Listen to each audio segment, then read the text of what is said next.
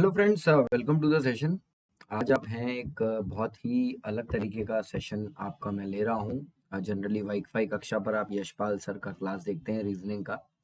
रात को 11 बजे सुबह के टाइम पे दोनों टाइम आपका क्लास होता है। मैं जो आपका क्लास लूँगा आज बैंकिंग अवेयरनेस में एनसीईआरटी का इकोनॉमिक्स का बुक 1 का चैप्टर 1 के साथ आज मैं आपके साथ शुरू करूँगा। क्योंकि कई बार ऐसा हुआ है, ऐसा देखने में आया है कि आप स्टूडेंट्स जो हैं वो एमसीक्यूज करने में या फिर जो शॉर्ट ट्रिक के जो आंसर हैं उसको करने में वो कॉन्सेप्ट को थोड़ा सा अवॉइड कर जाते हैं। तो एनसीईआरटी का 11th क्लास का बुक 1 ये मैंने लिया है, उसका चैप्टर 1 का नाम है विकास नीतियां और अनुभव, यानी डेवलपमेंट पॉलिसीज एंड एक्सपीरियंस।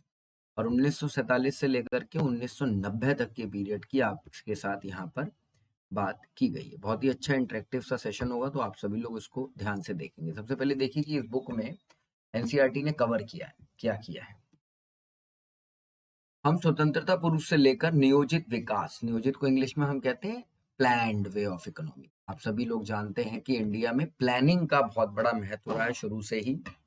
और हमारे जो पहले प्राइम मिनिस्टर थे मिस्टर जवाहरलाल नेहरू, वो भी प्लान्ड वे ऑफ डेवलपमेंट के साथ काफी रहते थे। और इंडिया में planned way of development Soviet संघ से लिया गया था। सोवियत ईरा में सबसे पहले जो आज का रशिया है, उससे पहले जो यूएसएसआर था, वहां पर प्लान्ड वे ऑफ इकोनॉमिक्स की बात चलती थी।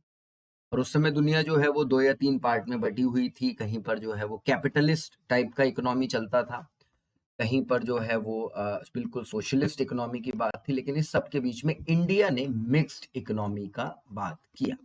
और मिक्स्ड इकोनॉमी की जो तत्व देखने को मिलते हैं वो संविधान में भी आपको देखने को मिलते हैं, जहां पर इकोनॉमिक जस्टिस की बात की गई है, या फिर directive principle of state policy में ऐसी बात की गई है कि कॉन्सेंट्रेशन ऑफ वेल्थ कुछ लोगों के हाथों में नहीं होना चाहिए। इसी तरीके से बात की गई है कि इक्वल अपॉर्चुनिटीज सभी को मिलनी चाहिए और वेल्थ क्रिएशन का मौका भी सबको मिलना चाहिए। तो हमारी इकोनॉमी मिक्स्ड इकोनॉमी है, क्योंकि इसमें कैपिटलिस्ट इकोनॉमी के भी कुछ गुण हैं और सोशलिस्ट इकोनॉमी के भी कुछ गुण देखने को मिलते हैं। जब हमारा देश आजाद हुआ तो उस समय हमारे पास स्वतंत्रता के क्या क्या चैलेंजेस थे। तो उस समय देखिए एक बहुत ही बड़ा स्टेटमेंट सुनने में आया था। ये देखिए क्या लिखा है, भारत हमारे साम्राज्य की धुरी है। ब्रिटिश इंडिया के वायसराय का स्टेटमेंट है ये। भारत हमारे साम्राज्य की धुरी है, यदि हमारे साम्राज्य का कोई राज्य अलग हो जाता है तो हम जीवित रह सकते हैं, यदि हम भारत को खो देते हैं तो हमारे साम्राज्य का सूर्य अस्त हो जाएगा। और ये बात सच भी है कि इंडिया के आजाद होने के बाद एक कॉलोनियल जो कंट्री, जो उपनिवेश थे, जो कॉलोनियलिज्म के तहत अपने बना रखी थी कॉलोनीज ब्रिटिशर्स ने, वो सब एक के बाद एक अलग होती चली गई। ये स्टेटमेंट है विक्टर अलेक्जेंडर ब्रूस का। ठीक है, तो अब आप देखिए कि क्या है। एक एक करके एक एक सेंटेंस को ध्यान से आप पढ़ते जाओगे, पूरा बुक आपका मैं कवर करा दूंगा। भारत का आर्थिक विकास विषय की पुस्तक का मूल उद्देश्य आपको भारतीय अर्थव्यवस्था की मूलभूत विशेषताओं की जानकारी देना और स्वतंत्रता प्राप्ति के बाद से हुए विकास को अवगत कराना है। यानी कि 1947 से पहले और 1947 के बाद क्या क्या अर्थव्यवस्थाएं परिवर्तन हुए वो इस बुक में देखने को मिलेंगे। अच्छा, यहाँ पर आपको एक चीज और समझनी है कि भारत में प्लानिंग की शुरुआत अगर आप माने तो आजादी से पहले ही हो चुकी थी। भारतीय राष्ट्रीय कांग्रेस ने कहीं ना कहीं ये उनको समझ में आ गया था कि आजाद भारत की कमान जो है वो उनके हाथ में रहने वाली है। और ऐसी स्थिति में वो कौन सा सबसे अच्छा तरीका होगा जिससे भारत का विकास किया जाए, ताकि भारत एक अच्छी अर्थव्यवस्था के रूप में उभरे।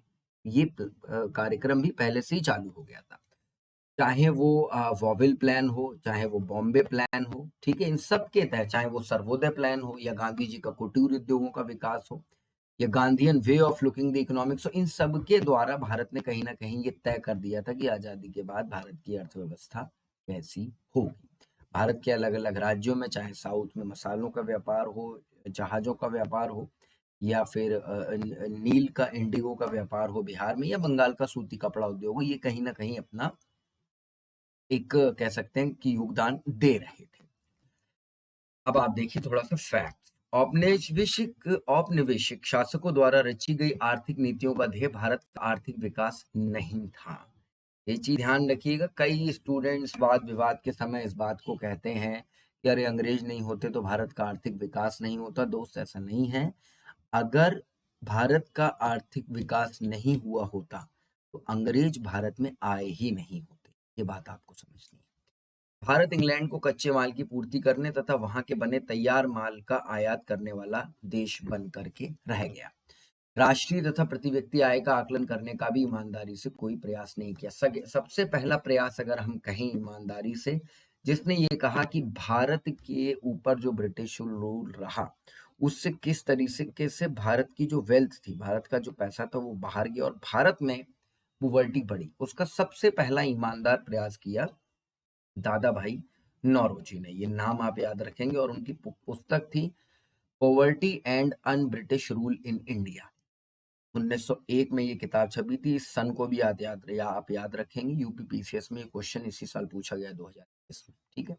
दादा भाई नौरोजी की पुस्तक poverty and un British rule of India 1901 में पहला ईमानदार प्रयास ये किया गया कि हाँ, भारत में अंग्रेजों के राज से आर्थिक नुकसान हुआ है।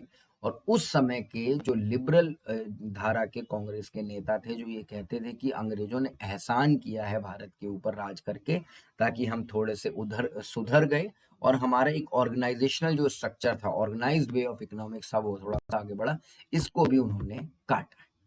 पूर्व ब्रिटिश काल में कृषि के बारे में आप जानते ही हैं कि बहुत ही ज्यादा एक बेसिक तरीके से कृषि की जाती थी। श्रम के ऊपर बहुत ज्यादा कृषि निर्धारित थी। गेहूं, सब्जी, अनाज और पोल्ट्री, बत्तख आदि का उत्पादन होता था। सुअरों को बड़े बड़े झुंड में और भेड़ बकरियों को विशाल झुंड में पाला जाता था। 17वीं शताब्दी में अपने देश के कृषि समृद्धि के बारे में लिखी इस तरीके का उन्होंने क्वेश्चन दिया है। पता होना चाहिए आपको कि सदी बाई सदी कैसे हम आगे बढ़े हैं। अब यहाँ पर आप देखिए, अगर कोई आकलन करता थे जिन्होंने प्रति व्यक्ति आय का आकलन किया तो इसमें दादा भाई नौरोजी, जैसा कि मैंने आपको बताया, William Digby, Findlay Shirras, doctor V Rao, C Desai प्रमुख रहे। औपनिवेशिक काल के दौरान डॉक्टर राव द्वारा लगाए गए अनुमान बहुत महत्वपूर्ण माने जाते हैं। सभी अध्ययनकर्ता एक बात पर सहमत रहे, भले ही एनालिसिस अलग अलग था, लेकिन एक बात पर यह सहमत रहे कि 20वीं शताब्दी के पूर्वार्ध में भारत की राष्ट्रीय आय की जो दर थी वो 2% से कम थी। यानी कि भारत की जो नेशनल इनकम थी वो 2% से दर से कम ही बढ़ती थी। ठीक है। और प्रति व्यक्ति उत्पादन की वृद्धि मात्र 0.5% ही रह गई थी या उससे कम थी। तो ये आप समझ रहे हैं कि औपनिवेशिक काल में भारत के साथ क्या क्या हुआ। अब हम आते हैं दूसरे इंपॉर्टेंट, औद्योगिक क्षेत्र के बारे में क्या राय है।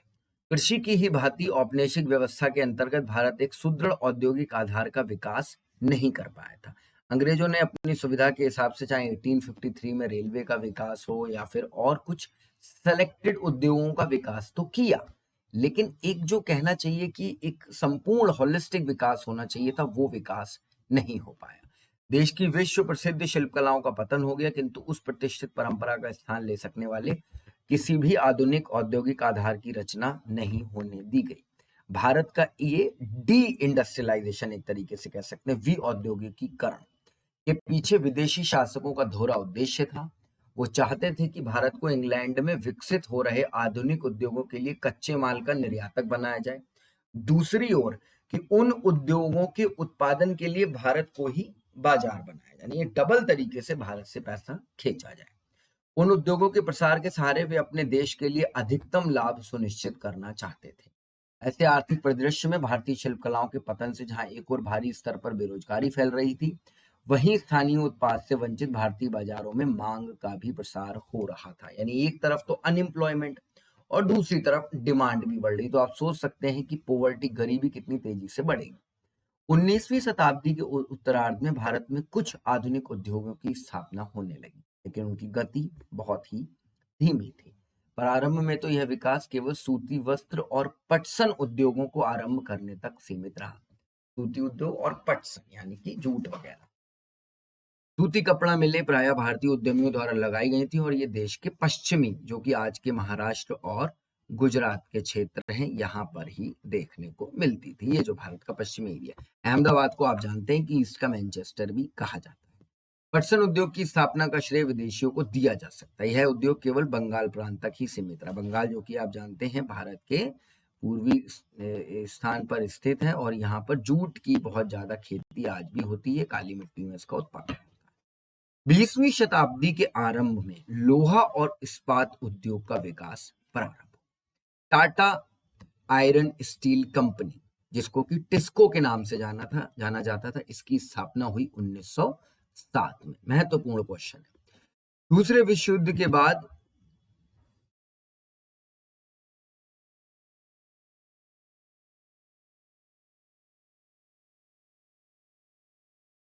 चीनी मार्ग खुलने से भारत के व्यापार पर अंग्रेजी नियंत्रण और भी सख्त हो गया। विदेशी शासन के अंतर्गत भारतीय आयात निर्यात की सबसे बड़ी विशेषता निर्यात अधिशेष का बड़ा आधार रहा। निर्यात अधिशेष यानी कि इंपोर्ट सरप्लस, ठीक है, यानी कुल मिला के हम इंपोर्ट ही करते थे। इस अधिशेष की भारतीय अर्थव्यवस्था को भारी लागत चुकानी पड़ती थी। देश के आंतरिक बाजारों में अनाज, कपड़ा और मिट्टी का तेल जैसी अनेक आवश्यक वस्तुएं मुश्किल से उपलब्ध हो पाती थी। अब आप देखेंगे जनांकीय परिस्थिति यानी डेमोग्राफिक सिस्टम उस समय का क्या था। बहुत इंपॉर्टेंट है। कई बार कुछ बच्चे इसमें क्वेश्चन गलत करते हैं कि आजादी से पहले आजादी के आंकड़े, जो जनसंख्या के आंकड़े हैं, वो क्या थे। ब्रिटिश संख्या की जनसंख्या के विस्तृत ब्यौरे पर सबसे पहली जो हुई 1881 में हमारे देश में जनगणना हुई, पहली बार। इसकी कुछ सीमाएं थी, फिर भी इसमें भारत की जनसंख्या समृद्धि की विषमता बहुत स्पष्ट थी। बाद में प्रत्येक 10 वर्ष बाद जनगणना होती रही। वर्ष 1921 के पूर्व भारत का जनांकीय संक्रमण के प्रथम सोपान में था। इस चीज को आप ऐसे समझ सकते हैं कि भारत में जनगणना के दो, आप कह सकते हो, दो सेगमेंट हैं। एक तो है 1881 से लेकर के 1921 तक का, और एक आप कह सकते हैं 1921 से लेकर के आज तक का, ठीक है। अब इसमें ये विभाजक वर्ष 1921 को विभाजक वर्ष के नाम से कई बार आपने प्रीवियस ईयर क्वेश्चन पेपर में भी देखा होगा। उसका रीजन यही है कि 1921 एक ऐसा साल था जब भारत की जनसंख्या कम हुई डिकेड में, ठीक है। उससे पहले और उससे बाद हमेशा ही भारत की जनसंख्या बढ़ती रही। द्वितीय सोपान का आरंभ 1921 के बाद का माना जाता है, किंतु उस समय तक ना तो भारत की जनसंख्या बहुत विशाल थी और ना ही उसकी समृद्धि दर बहुत अधिक थी। 1921 में भारत की जनसंख्या एक, हम कह सकते हैं कि बहुत ही आइडेंटिकल जनसंख्या थी। जो हमारा जितनी जमीन हमारे पास थी, जितनी व्यवस्थाएं हमारे पास थी, बहुत ही अच्छी जनसंख्या 2021 में हमारे पास थी, ठीक है। अब देखिए, जनसंख्या बढ़ने के रीजन अलग अलग है। एक तो व्यवस्थाओं का विकास हुआ, ठीक है। व्यवस्थाओं के विकास के साथ साथ स्वास्थ्य की सेवाएं लोगों को मिलने लगी, एम्प्लॉयमेंट मिलने लगा, रहने खाने के लिए व्यवस्थाएं मिलने लगी। तो ऑटोमेटिक है कि लोगों ने इस बात पर ध्यान दिया कि भाई घर में लोग ज्यादा होंगे तो इनकम भी ज्यादा होगी। ये इसके पीछे मेन रीजन रहा, ठीक है। सामाजिक विकास के विभिन्न सूचक भी बहुत उत्साहवर्धक नहीं थे। सोशल डेवलपमेंट में, जिसमें कि हेल्थ है, एजुकेशन है, कुल मिलाकर साक्षरता दर 16% से कम ही रही। इसमें महिला साक्षरता दर नगण्य, केवल 7% आंकी गई। जन स्वास्थ्य सेवाएं अधिकांश को सुलभ नहीं थी। जहां ये सुलभ व्यवस्थाएं सुलभ थी भी, वहां नितांत ही अपर्याप्त थी। परिणाम स्वरूप जल और वायु के सहारे फैलने वाले संक्रमण रोगों का प्रकोप, कंटेजियस डिजीज, बढ़ती रहती थी।